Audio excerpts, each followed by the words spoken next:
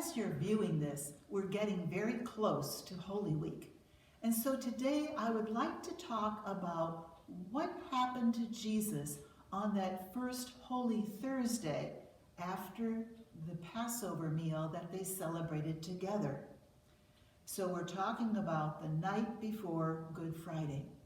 You probably remember how Jesus went to the Garden of Gethsemane.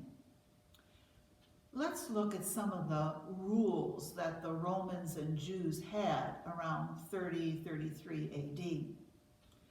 According to the law of the Roman rule, no one could ever be put to death by crucifixion unless they committed murder or high treason.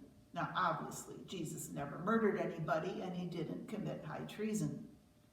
So, in order to put him to death, they'd have to prove that he was a political criminal, someone threatening to overthrow the Roman government.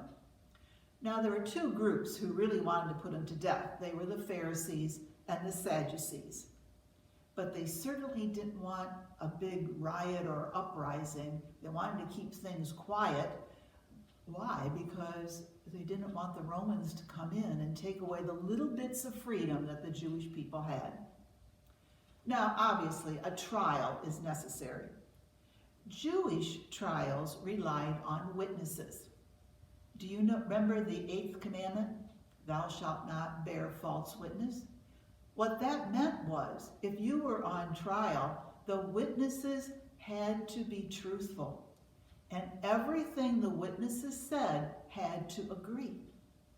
And if it didn't agree, you would not be put to death. You'd be going home free. If you have read the scriptures closely, you remember the line about the witnesses could not agree. So Jesus should have been freed. But it didn't happen that way. Now, when Romans conduct trials, they question the accused person. Now, also from the Gospels, you know that Jesus was silent, so there certainly wasn't much that he said to convict him. At one point, the high priest questioned Jesus. He asked, "Are you the Christ, the Son of the Blessed One?" Now Jesus spoke. He said, "Yes." And to make sure that they really knew what he was saying, he said, "You'll see the Son of Man seated at the right hand of God, coming on the clouds." Everybody who heard that knew he was talking about the Messiah. He was talking about God. So now the people listening had to figure out, what am I going to do? If this is true, I better fall down and worship. And if it's a false, we'll accuse him of blasphemy. And of course, that's what they did. In the next morning, there was another trial before Pilate. Only Romans could put to death, and Romans crucified. If Jews had put him to death, he would have been stoned to death.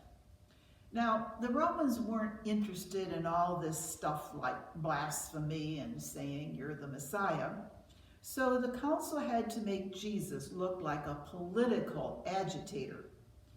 Christ King was almost synonymous with freedom fighter or political agitator. And so that's why Jesus always downplayed. He told people, keep it quiet about being the Messiah, because in everybody's mind, that would have meant you were going to overthrow the Romans and free the Jewish people. Now, Pilate was known to be someone who hated the Jews. So he really didn't want to be responsible for Jesus' death, because people could have thought, oh, he just didn't like Jesus. So Pilate had an idea. I'm going to deliver him over to Herod. Okay, which he did. He thought Herod would acquit Jesus, let him go, but he didn't. And so he's now brought back to Pilate. Well, at one point, Herod thought, Jesus is just a very laughable figure. Just a big joke. So we put a purple cloak on him. Now this wasn't a brand new purple cloak. It was probably some kind of rag, because purple was very, very expensive. And generally it was only worn by high priests and royalty. And so he just put this raggy purple on him to mock him. And he sent him back to Pilate. Now, Pilate could acquit Jesus, but he didn't. Instead, he said to the Jewish people, you know, there's a custom. At the Passover time, I can release someone to you. Now that we have two prisoners at the moment. We have Barabbas, and Pilate thought they'd certainly take Barabbas because he was a thief.